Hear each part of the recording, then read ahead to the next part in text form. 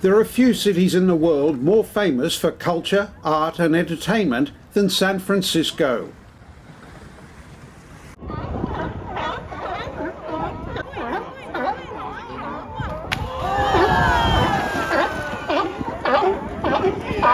But arguably none is more famous for a prison. When the United States government bought California from Mexico in 1848, the gold rush in Northern California was getting into full swing. With 90,000 hopeful miners rushing to find their fortune, the government feared that foreign armies might try to seize the strategically important San Francisco. It set about positioning 3 coastal batteries to fortify the bay, a triangle of defence. One of them was to be built on a barren 9-hectare island 2 kilometres offshore. An island named in 1775 by a Spanish explorer, Isla de los Alcatrazes, the Island of Pelicans, Alcatraz. Declared a military reserve in 1850, the fortress was completed in 1859 with 86 troops and 111 cannon ready to defend San Francisco. By then the gold rush had petered out. The threat from foreign invaders never eventuated, but the colourful history of Alcatraz was just beginning. Alcatraz was never required for its intended defence of the bay and the city, but since 1973 it has faced an invasion every day by tourists. According to the National Park Service, which now manages it, 1.6 million people visit the island every year. In the absence of foreign invaders, the fortress became a military prison for soldiers facing disciplinary action. During the Civil War, Confederate sympathisers were held here and conscientious objectors during the First World War.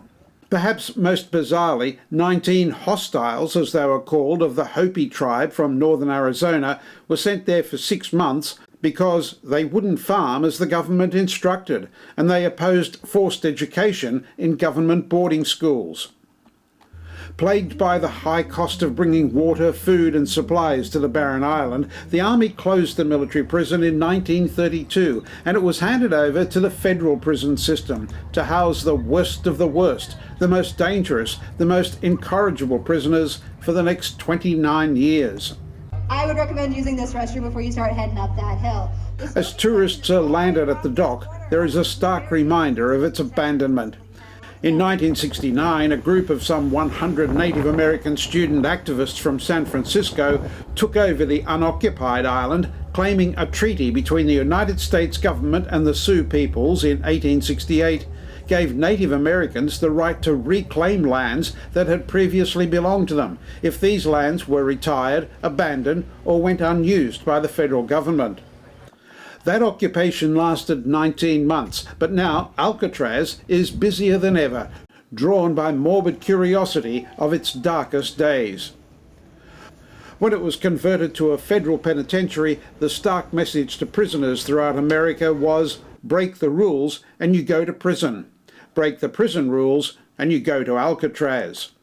In the years that it operated as a federal prison, 1,576 prisoners served time on the Rock. Officially the first prisoner in the new Alcatraz Federal Penitentiary, prisoner number AZ1, was Frank Bolt, a soldier charged by the military police, along with 50 other soldiers on leave, with the act of sodomy, a charge used by military police for anything untoward.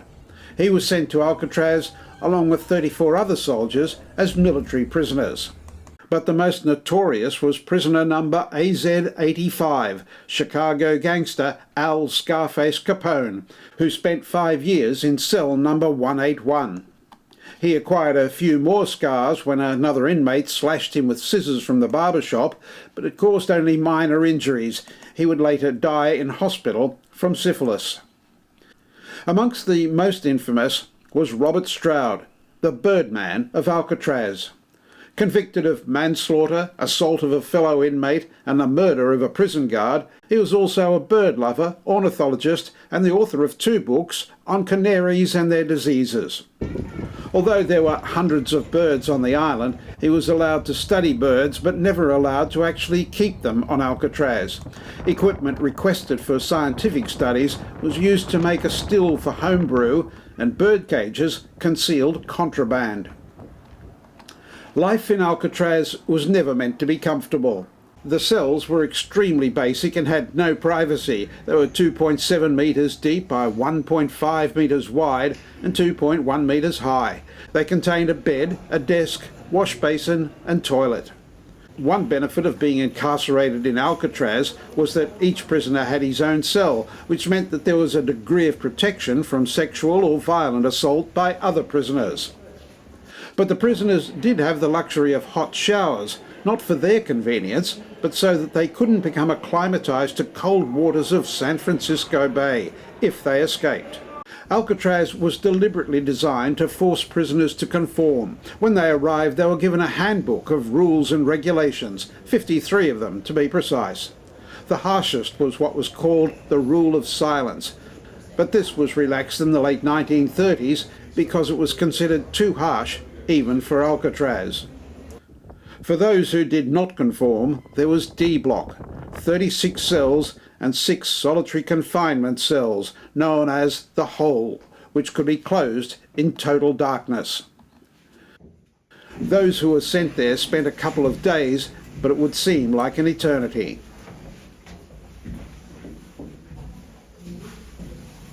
Ironically, right next to D Block was the prison library, a reward for good behaviour. It had a collection of 15,000 books and magazines, as well as textbooks on mathematics, science, law, philosophy and literature. According to a Federal Bureau of Prisons booklet in 1960, these men read more serious literature than does the ordinary person in the community. The place prison officers regarded, though, as the most dangerous on Alcatraz was the dining hall, where prisoners and guards ate together. Prisoners could eat as much as they like in 20 minutes. Forks, spoons and knives laid out on the table were carefully counted at the end of each meal. In the kitchen, knives and meat cleavers each had their own specially marked place. The food in Alcatraz was regarded as the best available in the federal prison system and was said to be one reason why some prisoners in other facilities wanted to get into Alcatraz. But not all saw it that way. There were 14 attempts to escape the rock. Of the 36 prisoners involved, 23 were captured, 6 were shot and killed during the escape, 2 drowned, and 5 were never found again. Authorities presumed they had drowned. The most violent escape attempt was the Battle of Alcatraz in 1946. 6 prisoners overpowered guards, gained access to weapons and cell house keys. The battle over 2 days ended with 2 security guards and 3 inmates killed and 14 guards and 1 prisoner injured. 2 of the leaders of the riot were executed side by side in the gas chamber at San Quentin. Another had 99 years added to his sentence. The most infamous and inventive escape attempt was by 3 prisoners, brothers John and Clarence Anglin and Frank Morris. They manufactured a drill made from the motor of a broken vacuum cleaner to loosen air vents at the back of the cells, allowing them to climb into an unguarded utility corridor, through a ventilator, onto the prison roof, down the bakery smokestack and over the fence to the northeast shore of the island. There they launched a raft and life preservers made from more than 50 raincoats, stitched together and vulcanized by the hot steam pipes in the prison. The raft was found, but there was no sign of the escapees. To fool the guards on their nightly rounds, they made realistic dummy heads from plaster, flesh-tone paint and human hair from the barber shop. They left behind a postcard addressed to Warden, Alcatraz Prison, with the message, "Ha ha, we made it," signed Frank, John and Clarence.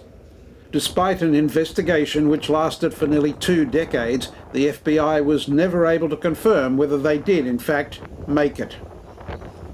Alcatraz was closed as a prison in 1963. It was costing more than 3 times more than any other prison in the United States. The fortification walls were being eroded by salt water, and there was local pressure over the amount of sewage going directly into the bay. Now managed by the National Park Service, the tourist trade adds $60 million a year, that's $90 million Australian, to the national park's coffers. As you leave, you can buy souvenirs from autobiographies by ex-prisoners and prison guards, sweatshirts, hats, tea towels, fridge magnets with copies of the prison rules, copies of prison cell keys, and even a mouth organ. Musical instruments were considered a privilege for inmates of good standing, but wind instruments were specifically forbidden in the cell house. Perhaps they figured their fellow prisoners were suffering enough. Soldiers, conscientious objectors, murderers, kidnappers, thieves and fraudsters, Native Americans and homosexuals spent years of their lives here learning that crime does not pay. At least not for the criminals. Alcatraz is and forever will be a place of endless fascination for millions of tourists from all over the world who are happy to pay good money to get in and out.